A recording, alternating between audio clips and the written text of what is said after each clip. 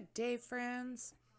I have another update on the murder of Orsolya Gaal, the mother of two from Queens, New York, that after returning from a night out with friends was murdered in the wee hours of Saturday, April 16th, in the basement of her $2 million family home. Orsolya was then put in a black Bauer hockey bag, and around 4:30 a.m. the murderer left her in the middle of a sidewalk about 9 blocks away from her home. Orsolya had spent most of the day in the backyard of her Forest Hills home, and she later headed out with friends to go to a movie at the Lincoln Center in Manhattan. Then after that, she was seen sitting alone at a bar in Queens, and that was around midnight. Police have identified 3 people that they're interested in this case.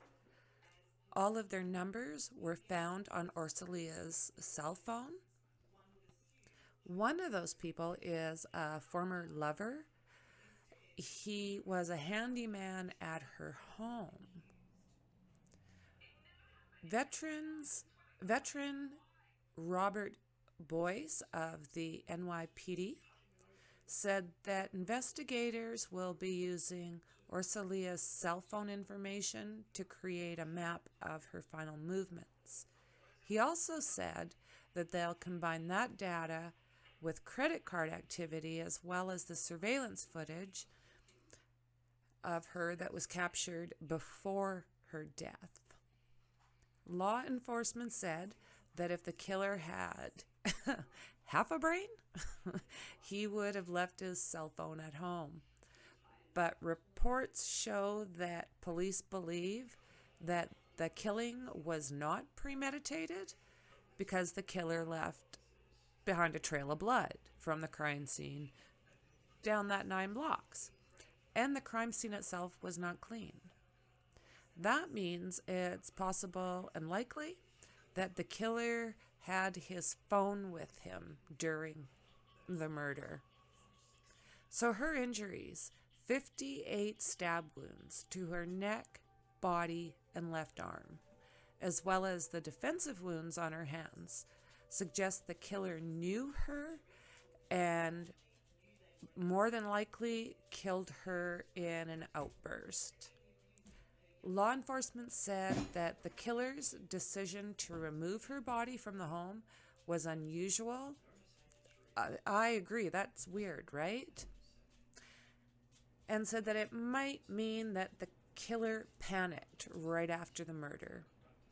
Police said it doesn't make sense to them that the killer would decide to place her body in a bag and wheel it from the crime scene instead of putting it into a car and then driving away, especially when it's leaking large amounts of blood. No one is awake at that time of night, so being spotted pulling a bag behind you could be a high-risk activity, and you're more likely to be stopped by police. The second thing that's unusual about this is it happened in a high-end area. Low crime, and wealthy areas, generally cameras are more common and you're more likely to be spotted on those. Police believe the murderer probably chose to remove the body from the basement, realizing that the youngest son was upstairs and didn't want him to find the body. The place where the remains were left, in the middle of a sidewalk in a residential area, might mean that the killer could have been spooked by someone or something. So now police believe that this case will be a forensic case, and the district attorney is going to want it to be rock solid with a smoking gun and a motive. But you know what? Perpetrators always do make mistakes.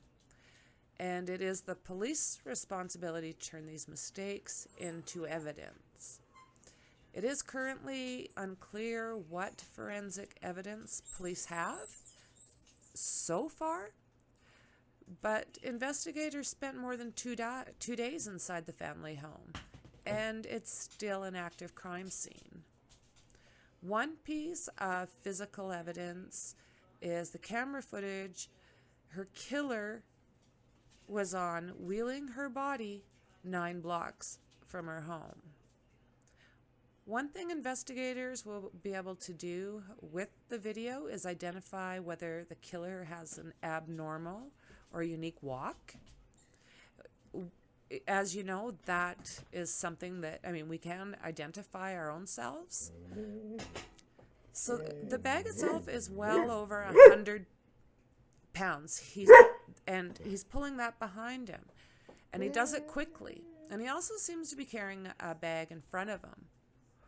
Another piece of important evidence is a text message that her killer used her cell phone for.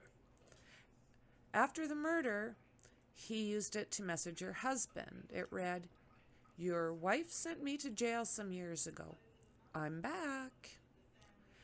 The message also threatened to kill the entire family if he contacted the police. So now, David Bonola has been arrested after confessing to police he murdered mother of 2, Orsolya Gaal. David Bonola left a Queens precinct in handcuffs and was placed in a police car. He's 44, had been in an intimate relationship with Orsolya for about 2 years, but it had ended not long before her murder. Interviews have shown that he was leaving creepy messages for a waitress he had met. I believe there's going to be a lot of this type of information coming in. Just my opinion. So, for now, friends, that's where we're at. I'll continue to watch for updates, and I will keep you posted on anything further. So for now, thank you for joining me. And don't forget to hit those like, thumb, and subscribe buttons on your way out. I truly do appreciate you. And I'll see you in the next one. Cheers, friends.